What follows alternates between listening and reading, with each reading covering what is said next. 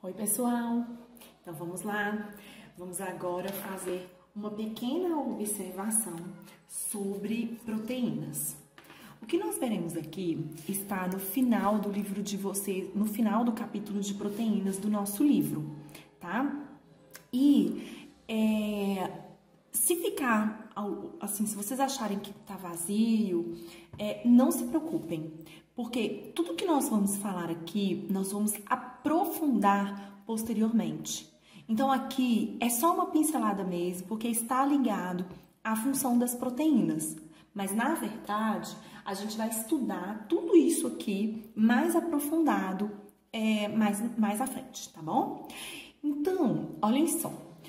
Nós vimos que as proteínas, elas funcionam como enzimas, né? E no nosso organismo, vários produtos que são formados, eles são formados a partir de cadeias de reações químicas, tá? Então, por exemplo, quando a gente pega a respiração, a fotossíntese, a fermentação, a formação de um determinado carboidrato mais complexo, de uma proteína, várias reações químicas ocorreram para que fosse obtido, então, o produto final.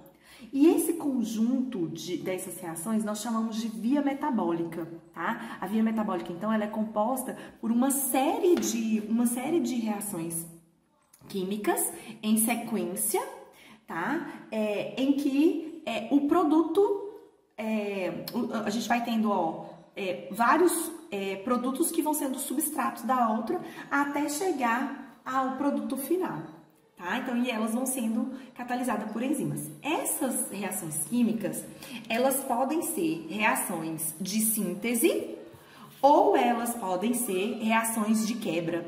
Quando são reações de síntese, nós falamos que é um anabolismo. Quando é uma reação de quebra, de degradação, nós falamos que é um catabolismo, tá? Essas reações químicas, elas podem ser controladas pelas enzimas, tá? Então, a enzima, nós vamos ver agora a regulação da atividade enzimática. Como é que a atividade enzimática pode fazer essa regulação aí? Como é que ela pode ser regulada? Eu vou colocar esse papelzinho aqui porque ficaram muitas reações em uma ficha, tá? Então, só pra gente entender. Nós temos aí a inibição competitiva. O que é essa inibição competitiva? Eu tenho a enzima ela tem um sítio ativo e o substrato se encaixa perfeitamente nesse sítio ativo, né? E a enzima, então, ela facilita essa reação, né? Como nós vimos, pode ser uma reação de quebra ou de montagem. Isso aqui é uma situação normal. O que pode acontecer? O que é a inibição competitiva? Eu posso ter um substrato, uma molécula que é semelhante ao substrato e vai competir por esse sítio ativo, tá? Então, ela compete por esse sítio ativo e o que acontece? No final, eu não tenho a formação do produto. A gente tem também a inibição não competitiva, tá? Na inibição não competitiva, o que acontece? Eu tenho aqui, então, a enzima, e a enzima, ela tem um sítio inibidor, tá? Então, em situações normais, o que vai acontecer? O substrato vai encaixar aqui no sítio ativo dela, nada vai encaixar nesse sítio inibidor e o substrato foi formado.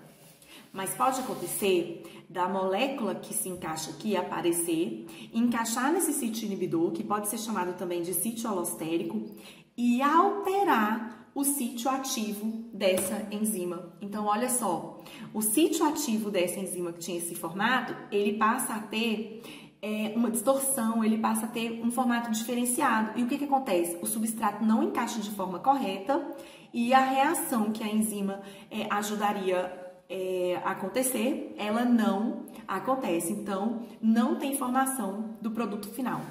Esses processos, eles são muito estudados na área da farmacologia, né? Eles são muito estudados na tentativa de às vezes, impedir ou ativar o funcionamento de determinada enzima, tá? E tem também a inibição por retroalimentação, tá? Então, vou tampar aqui pra gente observar essa inibição, ficar mais fácil. A gente tem, então, a inibição por retroalimentação. Então, o que vai acontecer aqui?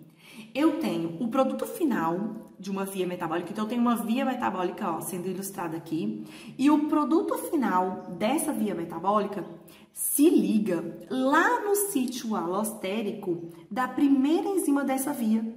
E aí, ele vai inativá-la. Então, o que acontece? Quando eu tenho muito produto sendo formado e esse produto se encaixa na primeira, ele impede que a reação continue acontecendo. Então, nós chamamos de inibição por retroalimentação ou feedback.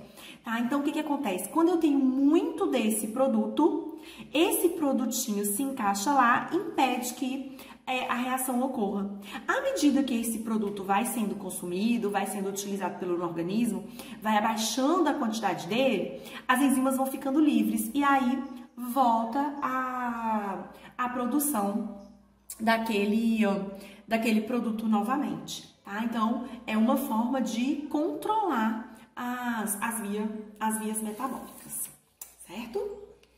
Então, vamos lá, continuando.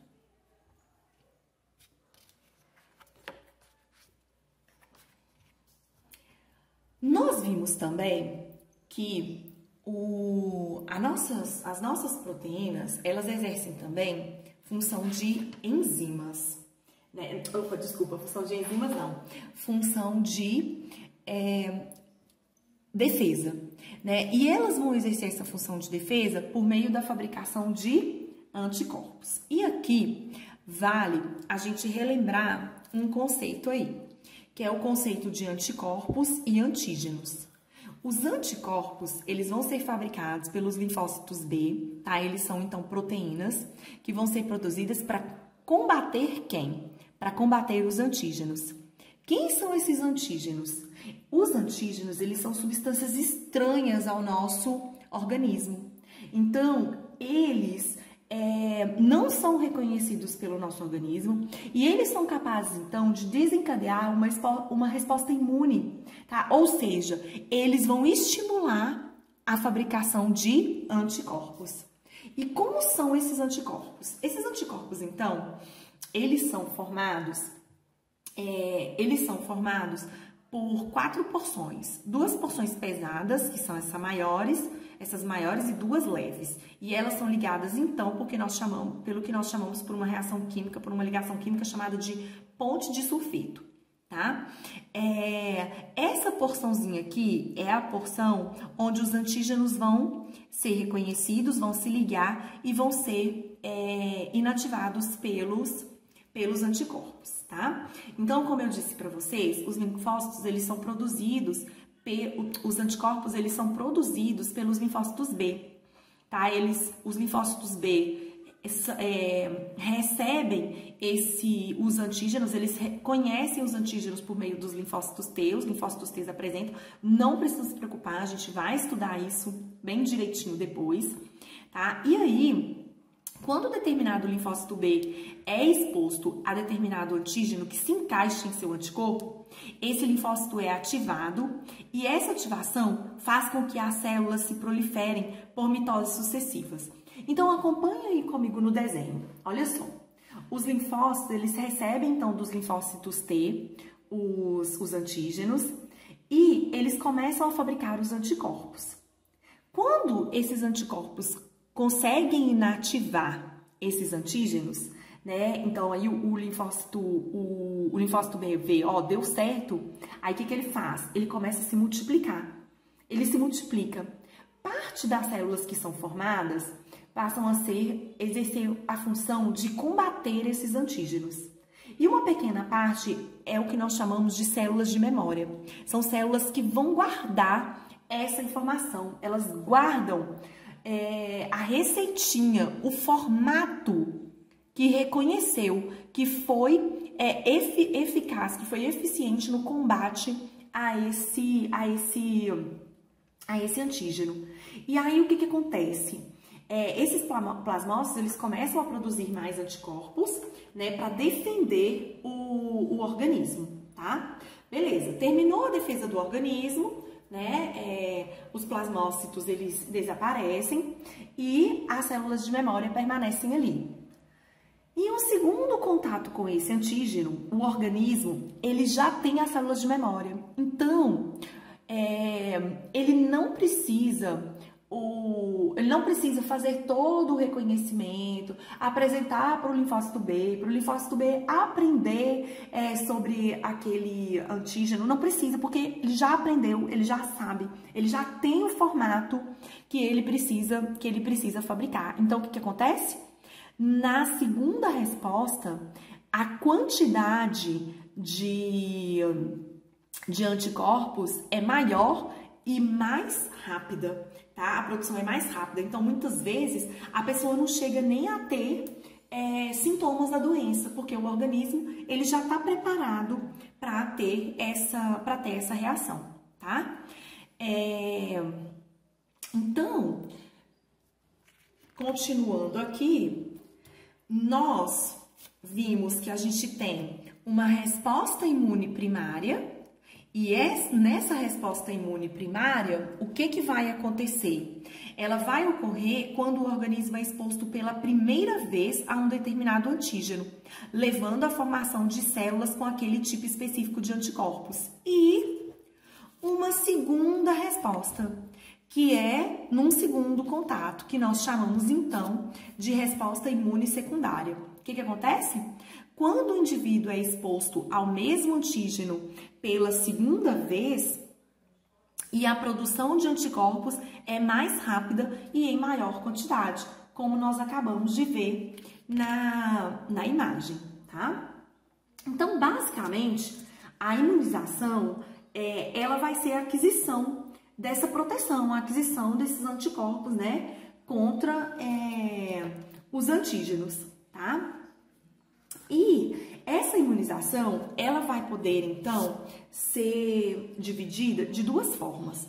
Nós podemos dividir essa imunização, então, em passiva e ativa, tá? Então, quando nós falamos que a imunização, ela é passiva, é porque o indivíduo, ele recebe os anticorpos prontos.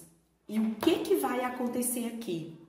A imunização passiva, ela tem um efeito temporário. Olha só, ela tem um efeito temporário, tá? Porque os anticorpos já vêm prontos. Então, naturalmente, como que isso pode acontecer? Naturalmente, isso pode acontecer via placenta ou também por meio do leite materno. Ou também por meio do leite materno. E artificialmente? Artificialmente, isso pode acontecer por meio da ingestão de soro, tá? No soro, então, nós temos também o quê? Anticorpos prontos. Olha só.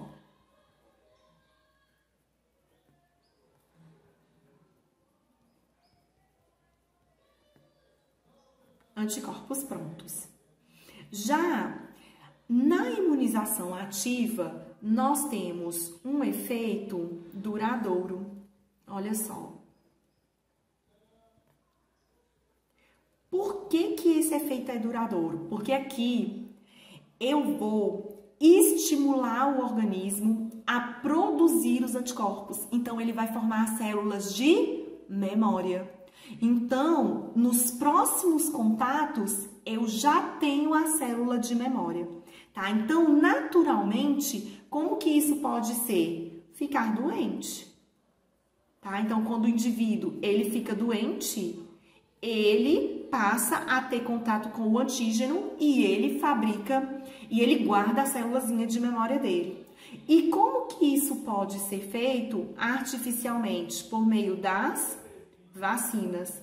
Lembrando que nós vamos estudar vacinas e soros posteriormente. E como que isso acontece?